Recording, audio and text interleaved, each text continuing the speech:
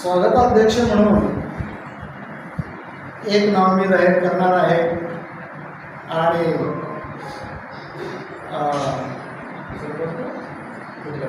उद्घाटक म्हणून एक नाव मी जाहीर करणार आहे. उद्घाटक म्हणून आपण या महाराष्ट्र राज्याचे समाज कल्याण मंत्री, सामाजिक न्याय विभागाचे मंत्री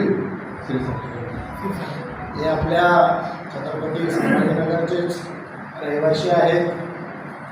ते आदरणीय शिरसाट साहेब यांचं नाव मी या ठिकाणी जाहीर करतो. ते तोंडी होकार त्यांनी दिलेला आहे.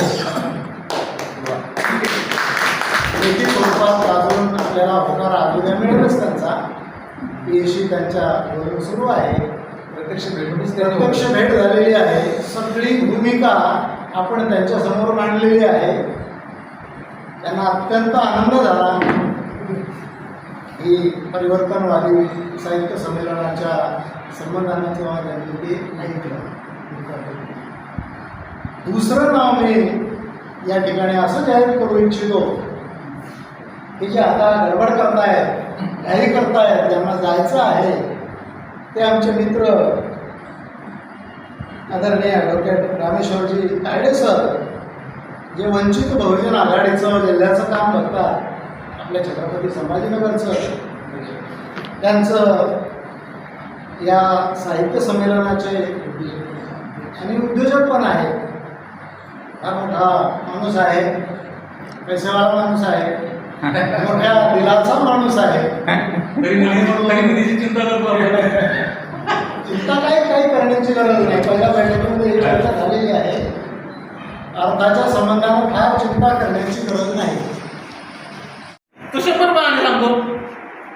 तर माझा एक उद्देश असाच आहे की साहित्य संमेलन हा, आणि हा एक दुसरा विषय असा आहे की आपण जे साहित्य संमेलन घेणार आहे, प्रत्येक वक्ता सर पाठवतो, जो वक्ता बोलणार आहे त्याच्यावर आपण संहिता तयार करा. त्या संबंधिताला एक विषय ठरवून द्या की तुम्ही या विषयावर बोलायचं. होतं काय माहिती आहे का, वर्गात पडल्यासारखं एकच तुम्ही सगळे विषय शिकवतो, विद्यार्थ्यांना काहीच कळत नाही. म्हणून प्रत्येक वक्ता ज्या वक्त्याची त्या क्षेत्रामध्ये प्रावीण्य आहे. उदाहरणार्थ आता समजा मी इंजिनियर आहे, इंजिनियर बांधकाम क्षेत्राशी किंवा सामाजिक क्षेत्राशी माझं काय योगदान आहे, त्या योगदानाच्या विषयावर जर मला बोलायला लागतं मला चांगलं वाटेल. पण मी सगळं शेंड्या कचरा बसतो आपण त्या प्रक्रियेसारखं आणि पोट भरलं नाही. तसं न होतं एक सिस्टमॅटिक, आता वाटावर सरांनी सांगायची गरज नाही आहे. ते पूर्ण साहित्याचे ते पूर्ण साहित्य पिकले आहेत आणि त्यांचं जे नियोजन आहे. फक्त माझं म्हणणं आहे की स्वप्न सर कवी आणि इंजिनियर काय करतो, स्वप्न रंगवतो. इंजिनियर काय करतो, स्वप्न वास्तवात उतरवतो. तर ते वास्तवात उतरवणारं साहित्य संमेलन व्हावं. ते साहित्य संमेलन वानवटं होऊ नये. कारण आज फक्त मोठमोठे विचार जगातले विचार आपण टेबलवर मांडायचे, स्टेजवर मांडायचे आणि दुसऱ्या दिवशी ते आपण विसरून जायचं, असं होऊ नये. त्यातलं काहीतरी आणि विशेष म्हणजे या संमेलनामध्ये तरुण वर्गाला सहभागी करून घ्यावं अशी माझी विनंती. आंबेडकरी विचाराच्या बिंदूमध्येच येऊ शकतो, कारण आपला अपमान होतोय, आपली मानहानी होते.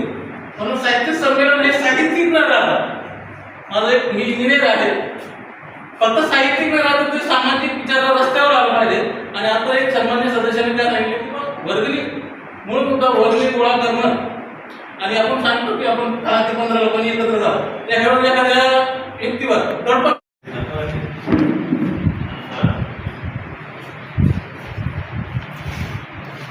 बालवानो अत्यंत महत्त्वाचं असं हे साहित्य संमेलन लवकरच येत आहे. त्या दृष्टीनं तारीख वगैरे निश्चित व्हायची आहे. झाली का तारीख निश्चित व्हायची, महिना निश्चित झाला. नोव्हेंबरमध्ये असं त्या दिवशी ठरल्याप्रमाणे नोव्हेंबर काहीतरी असं चाललेलं होतं, बरोबर. तर मला असं वाटतं की आजच्या मीटिंगमध्ये जी काही उपस्थित मंडळी आहेत त्याच्यामध्ये लेखक मंडळी आहेत, कवी मंडळी आहेत, त्यांनाही निश्चितपणे प्राधान्य तर राहीलच. आणि द्यावंच.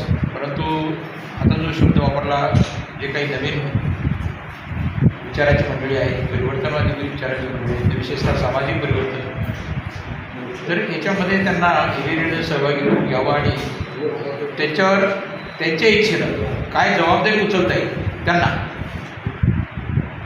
समित्या वेगवेगळ्या स्थापन कराव्या. मग जशा समित्या आहेत संयोजन आपण कलेक्शन करणार आहे.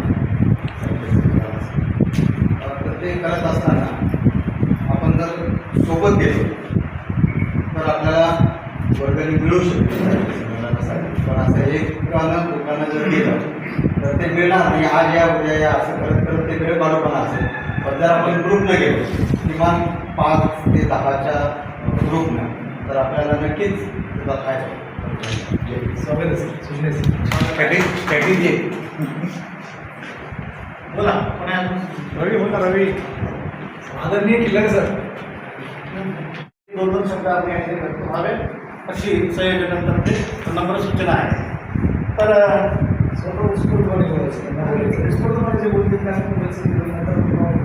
उत्स्फूर्तपणे स्वतःहून उभं राहायचं आणि आपल्या या संमेलनाविषयी 2 शब्द आपले व्यक्त करावे. सर्व वेळेला सामाजिक हा शब्द वापरला तर सामाजिक परिवर्तनवादी विचार म्हणजे त्यांच्या म्हणण्यानुसार की बाबा परिवर्तन हे वैयक्तिक आणि परिवर्तन हे सामाजिक, या 2 परिवर्तनांमधली जी सांगड आहे ती सांधण्याचा की जोडण्याचा जो प्रयत्न आहे तो या साहित्य संमेलनातून होत आहे. हे त्यांच्या त्यातून आपल्याला पाहायला मिळतं.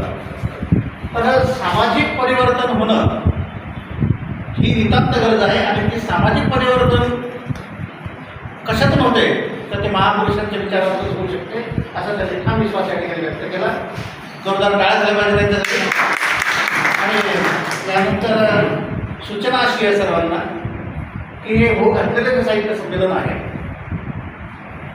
साहित्य संमेलन कसं पार पडेल याविषयी बोलावं. कारण मागच्या वेळेला हाच गोंधळ झाला बराचसा की परिवर्तनवादी मग वैयक्तिक परिवर्तनावर जास्त बोललं गेलं. हे असेल ते तसे, ते असेल ते तसे. आणि जवळ काय होतं की वैयक्तिक परिवर्तनाबद्दल जर आपण बोलतो ना तर एखाद्या वेळेला आपल्याला एखाद्याचं मन दुखायला जाऊ शकतं. आपल्याला सामाजिक परिवर्तन जर घडवून आणायचं असेल फुले शाहू आंबेडकर, पेरियार, रामास्वामी नाईकर आणि रामदास खाटेपर्यंत हे संपन्न होत आहे. आणि 2 पदं या ठिकाणी आजच्या बैठकीचे अध्यक्ष सन्माननीय प्राध्यापक वाटोरे सर आणि मुख्य संयोजक रत्नकुमार साळवे होतं. इथं उपस्थित असलेले सर्व क्षेत्रातील मान्यवर, मी या ठिकाणी नम्रपणे स्वागत अध्यक्षपद स्वीकारत असताना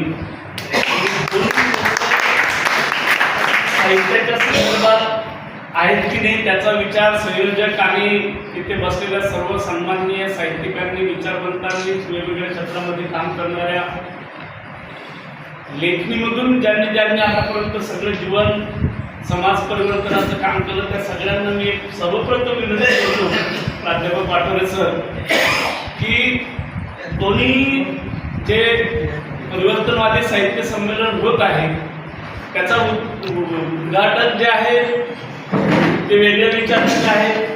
आणि तुम्ही जे आता ही माळ माझ्या गळ्यात पाडली टाकली त्याचा मी स्वीकार करतो. परंतु दोन्ही लोक हे दोन्ही वेगवेगळ्या विचारांनी पेटलेले आहेत हे आधी संयोजन समितीनं समजून घ्यावं. कारण संयोजन समिती ही स्थापित करणं गरजेची आहे, तुमचे अनुभव पाठीचे आहेत. या ठिकाणी उद्घाटक म्हणून जेव्हा समाज कल्याण मंत्री संजीवभाऊ शिरसाट यांचं नाव जाहीर झालं किंवा स्वागत अध्यक्ष म्हणून माझं नाव जाहीर झालं, हे दोन्ही वेगळ्या विचाराचे टोक आहेत हे पहिले संयोजन समितीनं लक्षात घ्यावं आणि याच्यावर पुन्हा एकदा विचार करावा. कारण तुम्ही जर ठरवलं असेल तर ठीक आहे, परंतु परिवर्तनाची भाषा मला वाटते माझ्यासारख्या राजकीय विद्यार्थ्यांनी सांगणं ह्या बैठकीमध्ये तरी मला आता योग्य वाटत नाही. मी पण माझ्या काही सूचना सांगतो आणि थांबतो. पहिली सूचना तर अशी आहे की या समितीमध्ये